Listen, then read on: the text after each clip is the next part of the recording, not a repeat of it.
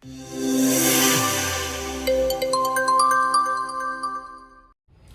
നമ്മള് അടുത്തൊരു ചോദ്യത്തിലേക്ക് പോവാണ്. അടുത്തൊരു ചോദ്യം എന്ന് പറയുന്നത് ഇലക്ഷനുമായിട്ട് ബന്ധപ്പെട്ടുള്ള ചോദ്യമാണ്. അതും പേഴ്സൻറ്റേജ് കാരണം തന്നെയാണ് ചോദ്യം.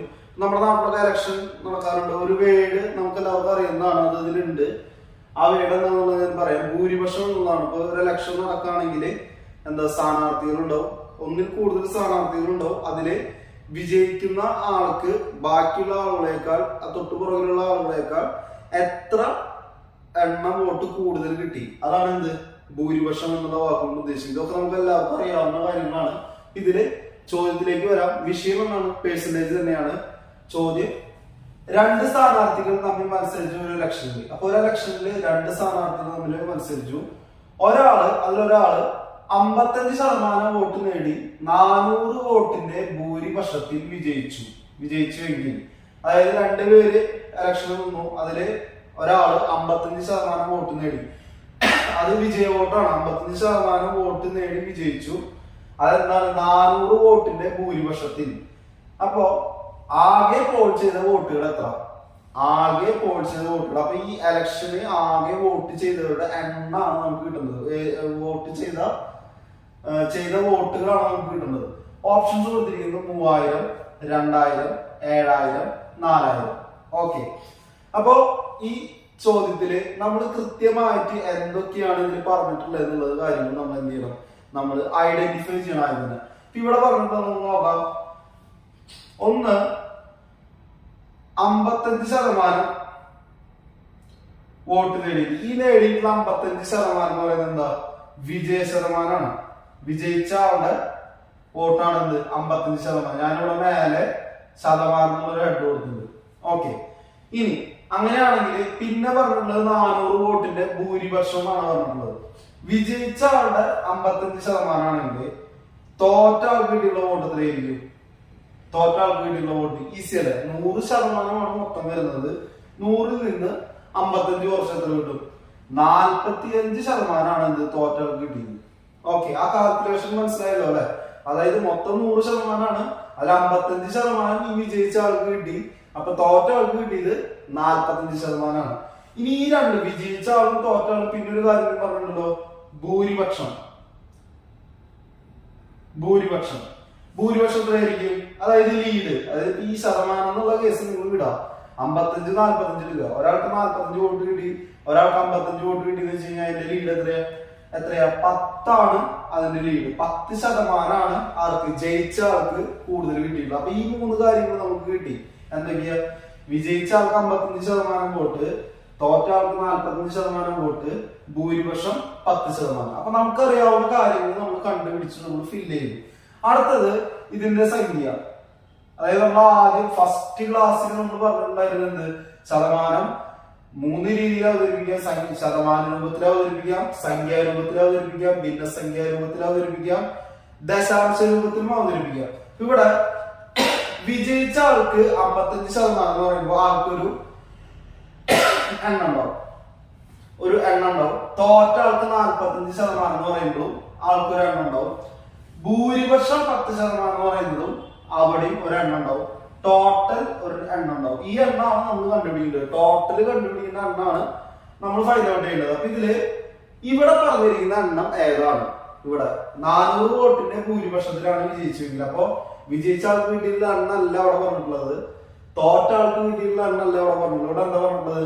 ഭൂരിപക്ഷം കിട്ടിയിട്ടുള്ളത് എത്രയാ? 400 ആണ്. ഓക്കെ. അപ്പൊ ഇത് ഐഡന്റിഫൈ ചെയ്യാനാണ് നമുക്കൊരു മിസ്റ്റേക്ക് വരാം. കാരണം ഇപ്പൊ ഈ 455% ഉണ്ടെങ്കിൽ ഒറ്റയടിക്ക് നമ്മൾ എന്ത് ചെയ്തിരിക്കും? 400 × 55 ചെയ്തിരിക്കും. പേഴ്സൻറ്റേജ് എന്ന് പറഞ്ഞാൽ അതാണല്ലോ, ആ രീതിയിൽ ചെയ്ത് വെക്കും. പക്ഷെ ഒരിക്കലും ആ രീതിയിൽ എന്ത് ചെയ്യാനായിട്ട് പാടില്ല. എന്താണ് ചോദ്യത്തിൽ പറഞ്ഞിട്ടുള്ളത് എന്ന് കൃത്യമായി മനസ്സിലാക്കിയിട്ട് വേണം ചെയ്യാനായിട്ട്. അപ്പൊ ഇവിടെ ഇത്രയും ഡീറ്റെയിൽസ് കിട്ടി. ഭൂരിപക്ഷം 10% എന്ന് പറയുന്നത് 400 ആണ്. എത്രയാ? 10% എന്ന് പറയുന്നത് 400 ആണ്. അപ്പൊ ഇതിൽ നിന്ന് നമുക്ക് ഈസി ആയിട്ട് എന്ത് കണ്ടുപിടിക്കാം? മൊത്തം എണ്ണം നമുക്ക് കണ്ടുപിടിക്കാം. 10% എന്ന് പറയുന്നത് 400 ആണെങ്കിൽ, 10% എന്ന് പറയുന്നത് 400 ആണെങ്കിൽ മൊത്തം എണ്ണം, ഈ രീതി ഒരിക്കലും മറക്കരുത്. 10% 400 ആണെങ്കിൽ അത് ഇൻകംപ്ലീറ്റ് ആണ്. മൊത്തം എന്താ? ഒരു സംഖ്യയുടെ 10% 400 സംഖ്യ നമുക്കറിയാലോ ചെയ്യാനായിട്ട്. ഇവിടെ 400 × 100/10 ഇത് ചെയ്താൽ നമ്മുടെ ആൻസർ കിട്ടി. 0 0 വെട്ടിപ്പോയി. 400 × 10 എന്ന് പറയുന്നത് 4000. അപ്പോ ആകെ വോട്ട് ചെയ്ത് എത്രയാണ്? 4000. ഓപ്ഷൻ ഡി ആണ് നമ്മുടെ റൈറ്റ് ആൻസർ വരുന്നത്. അപ്പൊ ഇതില് എന്താ എല്ലാത്തിന്റെയും അവസാനം വരുന്നത് എന്താണ്? ഈ 10% 400 അല്ലെങ്കിൽ 20% 500 എങ്ങനെയൊക്കെ പറഞ്ഞിട്ടുള്ള ഒരു പിടുത്തം നമുക്ക് കിട്ടും. ആ പിടുത്തം കിട്ടുന്നത് വരെ നമുക്ക് കറക്റ്റ് ആയിട്ടുള്ള അറേഞ്ച്മെന്റ് ചെയ്യാനായിട്ട് നമുക്ക് പറ്റണം. അത് കൃത്യമായിട്ട് ഐഡന്റിഫൈ ചെയ്യണം എന്നുള്ളത് മാത്രമേ ഈ ഒരു ചോദ്യത്തിന് നമുക്ക് ചെയ്യാനുള്ള ഒരു കടമ്പ എന്ന് പറയുന്നത്. വളരെ ഈസി ആയിട്ട് നമുക്ക് ഇത് ചെയ്യാം. ഇതിന്റെ തന്നെ ഒരു ചോദ്യം കൂടി ചെയ്ത് കഴിഞ്ഞാൽ നമുക്ക് സെറ്റ് ആവും. ഇത് മുഴുവനായിട്ട് നമുക്ക് പക്കയായിട്ട് ഓക്കെ ആവും. അപ്പൊ നമുക്ക് അടുത്തൊരു ചോദ്യത്തിലേക്ക് പോവാം. അപ്പൊ ഇതേപോലുള്ള ഇപ്പൊ തൊട്ട് മുന്നേ നമ്മൾ ചെയ്ത പോലത്തെ ഒരു പ്രോബ്ലം കൂടി നമ്മൾ ചെയ്യാൻ പോവാണ്. സെയിം ഒരേ ചോദ്യം, അതിലത്തെ സംഖ്യകൾ മാത്രമാണ് വ്യത്യാസമുള്ളത്. 2 സ്ഥാനാർത്ഥികൾ തമ്മിൽ മത്സരിച്ച ഒരു ഇലക്ഷനിൽ ഒരാൾ 60% വോട്ട് നേടി 600 വോട്ടിന്റെ ഭൂരിപക്ഷത്തിൽ വിജയിച്ചുവെങ്കിൽ ആകെ പോൾ ചെയ്ത വോട്ടുകൾ എത്ര? ഓപ്ഷൻസ് 3000, 4000, 2000, 1000. മുൻപ് ചെയ്ത അതേ ചോദ്യം തന്നെ നമുക്ക് ഇതെങ്ങനെ ചെയ്യാനുള്ളത് നോക്കാം. ഇവിടെ എപ്പോഴും ഒരാൾക്ക് പറ്റുന്ന ഏറ്റവും വലിയ മിസ്റ്റേക്ക് ആണ് ഒരു പേഴ്സൻറ്റേജ് കണ്ടു, ഒരു 60% കണ്ടു, ഒരു 600 കണ്ടു, അപ്പൊ തന്നെ എടുത്ത് ഒഴുകി ചെയ്യും 600 × 60/100. നമ്മുടെ ആൻസർ 360. അത് ഓപ്ഷനിൽ ഉണ്ടാവും ചെയ്യും. ഒരിക്കലും അങ്ങനെ ചെയ്യരുത്. നമ്മൾ കൃത്യമായിട്ട് വായിച്ച് എന്താണോ പറഞ്ഞിട്ടുള്ളത് ആ രീതിയിലാണ് നമ്മൾ ചെയ്യേണ്ടത്. ഇവിടെ നമ്മൾ പറഞ്ഞു ഈ ഇലക്ഷന്റെ കേസ് എടുക്കുമ്പോൾ അവിടെ ഒരുപാട് കാര്യങ്ങളുണ്ട്. വിജയിക്കുന്ന ഒരാളുണ്ടാവും, വിജയിക്കുന്ന ഒരാൾക്ക് നേടിയിട്ടുള്ള ശതമാനം ഉണ്ടാവും, ആ ശതമാനത്തിൽ നേടിയിട്ടുള്ള എണ്ണം ഉണ്ടാവും. പിന്നെ തോറ്റ ആളുടെ ശതമാനം ഉണ്ടാവും, തോറ്റ ആളുകളുടെ എണ്ണം ഉണ്ടാവും. ഇതിന്റെ രണ്ടിലും ഭൂരിപക്ഷം ഉണ്ടാവും, ഭൂരിപക്ഷത്തിന്റെ ശതമാനം ഉണ്ടാവും. അപ്പൊ 6 പിന്നെ ആകെയുള്ള എണ്ണം ഉണ്ടാവും. പിന്നെ ഇത് രണ്ടും കൂടാതെ അസാധുവായിട്ടുള്ള വോട്ടുകൾ ഉണ്ടാവും. അതും വേണമെങ്കിൽ ഉൾപ്പെടുന്ന അത് അടുത്ത സെക്ഷനിൽ നമ്മൾ പഠിക്കുന്നുണ്ട്. അങ്ങനെ 7ഉം 8ഉം രീതിയിലുള്ള കാര്യങ്ങൾ മിക്സഡ് ആക്കി നമുക്ക് ചോദ്യത്തിൽ തരാം. പക്ഷെ നമ്മൾ അത് ഏതാണെന്ന് ഐഡന്റിഫൈ ചെയ്യണം. ഇവിടെ 2 സ്ഥാനാർത്ഥികളാണ്. അതില് വിജയിച്ച ആൾക്ക് വീണ്ടും നമ്മൾ പണ്ടത്തെ എഴുതി. വിജയിച്ച ആൾക്ക് ഇത് നിങ്ങൾക്ക് മനസ്സിലാവാൻ വേണ്ടിയിട്ടാണ് എഴുതുന്നത്. ഇത് നിങ്ങൾ എഴുതുന്നത് യാതൊരു നിർബന്ധമില്ല, മനസ്സിലാക്കിയത് മാത്രം മതി. 60% പേഴ്സൻറ്റേജ് ആണ് എഴുതുന്നത്. 60% എണ്ണം പറഞ്ഞിട്ടുണ്ടോ? ഇല്ല. 60% ആൾക്ക് ഇത്ര വോട്ട് കിട്ടിയിട്ടുള്ളത് പറഞ്ഞിട്ടില്ല. തോറ്റ ആൾക്ക് പേഴ്സൻറ്റേജ് പറഞ്ഞിട്ടുണ്ടെങ്കിൽ നമുക്ക് ഈസി ആയിട്ട് കണ്ടുപിടിക്കാം അല്ലെ. മൊത്തം 100%, 100 കുറയ്ക്കുമ്പോ 40%. അവരുടെ എണ്ണം ഉണ്ടോ? തോറ്റവരുടെ എണ്ണം ഉണ്ടോ? എത്ര വോട്ട് കിട്ടിയിട്ടുള്ളത്? ഇല്ല, അതും എഴുതുന്നില്ല. ഇനി ഭൂരിപക്ഷം ചോദ്യത്തിൽ തന്നിട്ടില്ല, പക്ഷെ നമ്മൾ കണ്ടുപിടിക്കും എങ്ങനെ. 60ൽ നിന്ന് 40 കുറച്ചു, 20% ഭൂരിപക്ഷം. ഇനി ചോദ്യത്തിൽ പറഞ്ഞിട്ട് എന്താ? 60 വോട്ടിന്റെ ഭൂരിപക്ഷത്തിൽ വിജയിച്ചുവെങ്കിൽ 60 വോട്ടിന്റെ ഭൂരിപക്ഷം 600 വോട്ടിന്റെ ഭൂരിപക്ഷമാണ് കിട്ടിയിട്ടുള്ളത് അല്ലെ. അപ്പൊ ഭൂരിപക്ഷത്തിന്റെ എണ്ണം നമുക്കിവിടെ വ്യക്തമായിട്ട് തന്നിട്ടുണ്ട്. എത്രയാ? 600 ആണ്. അപ്പൊ ഈ 20% എന്ന് പറയുന്നത് 600 ആണെങ്കിൽ മൊത്തം എത്രയായിരിക്കും? 20% എന്ന് പറഞ്ഞാൽ 600 ആണെങ്കിൽ നമ്മൾ വീണ്ടും ആ പഴയ കാര്യത്തിലേക്ക് പോവാം. ഒരു സംഖ്യയുടെ 20% എന്ന് പറയുന്നത് 600 ആണെങ്കിൽ സംഖ്യ എത്ര? ആ സംഖ്യ എന്ന് പറയുന്നതാണ് ഇവിടുത്തെ ആകെ പോൾ ചെയ്ത വോട്ടുകൾ. നോക്കാം. അപ്പോ ഇവിടെ 20% എന്ന് പറയുന്നത് 600 ആണെങ്കിൽ നോക്കിക്കൊള്ളൂട്ടാ. 20% എന്ന് പറയുന്നത് 600 ആണെങ്കിൽ ആകെ പോൾ ചെയ്ത വോട്ടുകൾ എത്രയാ?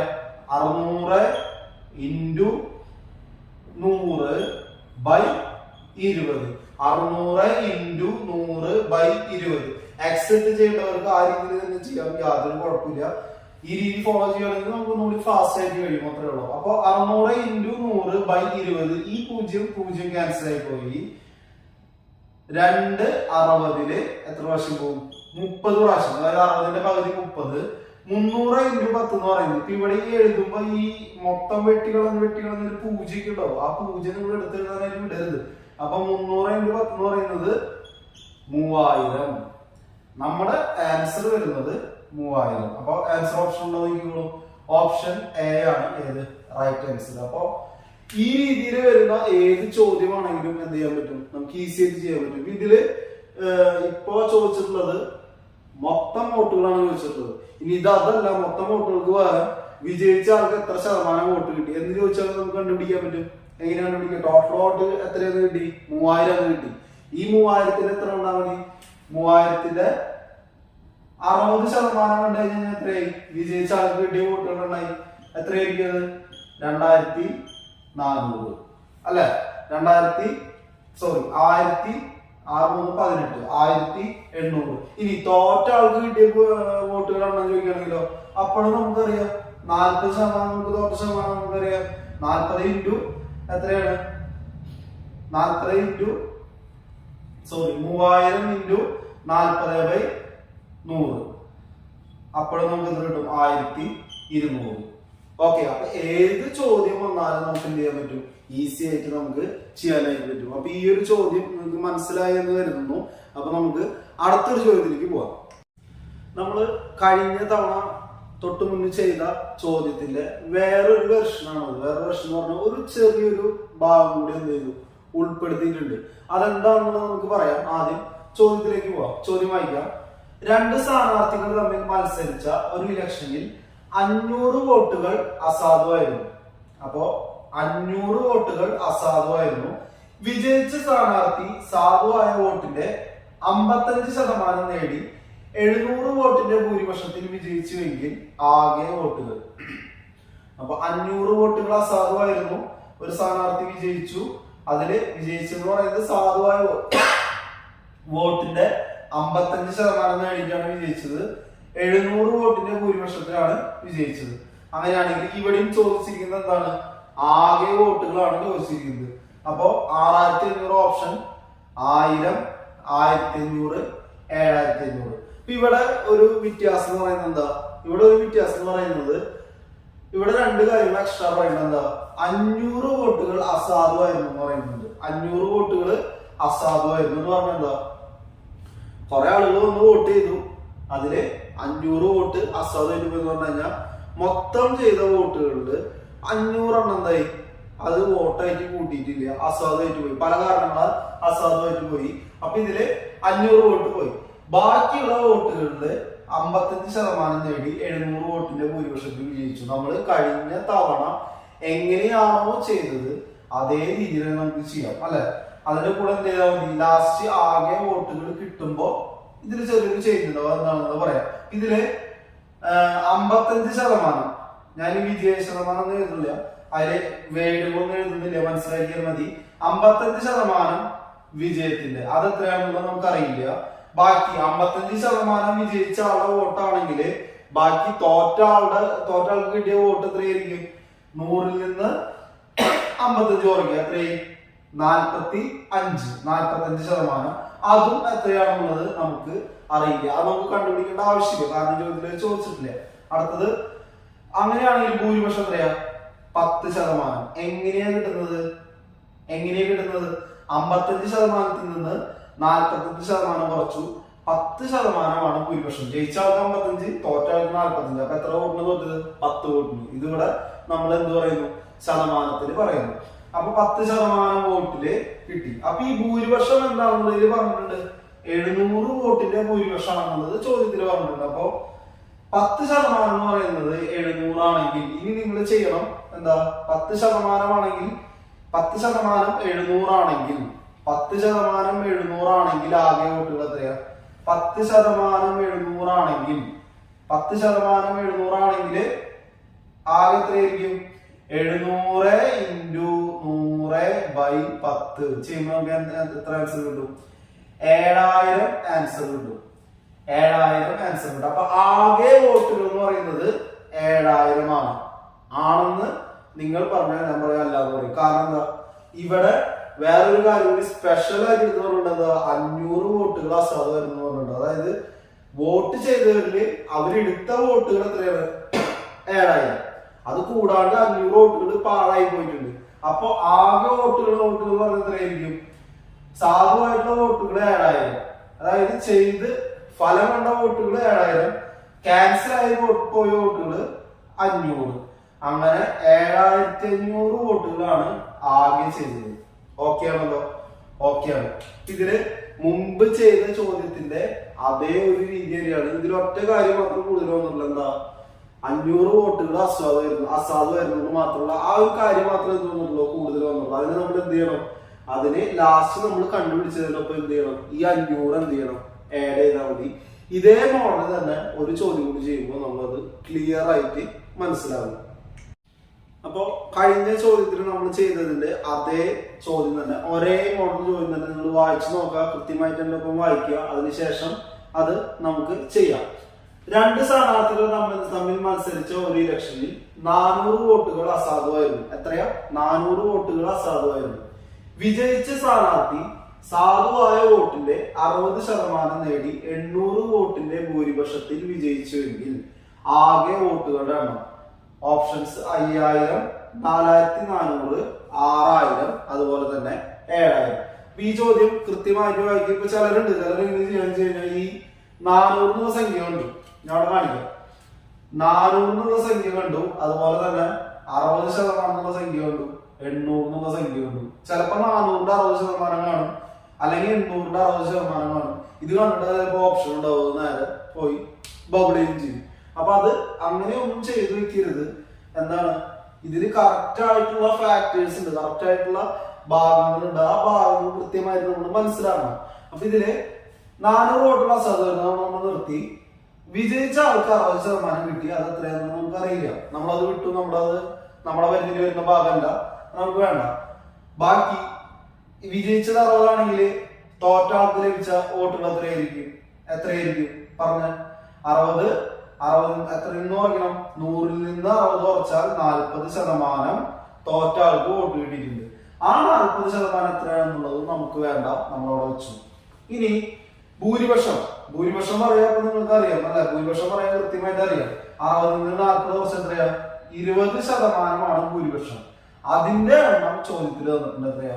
800 വോട്ടിന്റെ ഭൂരിപക്ഷത്തിലാണ് ജയിച്ചിട്ടുള്ളത്. കൃത്യമായിട്ട് അവിടെ പറഞ്ഞിട്ടുണ്ട്. അപ്പൊ ഈ 60% 800 അല്ല, 40% 800 അല്ല, ഭൂരിപക്ഷത്തിന്റെ എണ്ണമാണ് 800. അപ്പൊ ഭൂരിപക്ഷത്തിന്റെ ശതമാനം എന്ന് പറയുന്നത് 20ഉം അതിന്റെ എണ്ണം 800 ആണ്. ഇതില് ഇത്രയും കാര്യങ്ങൾ നമുക്ക് കിട്ടി.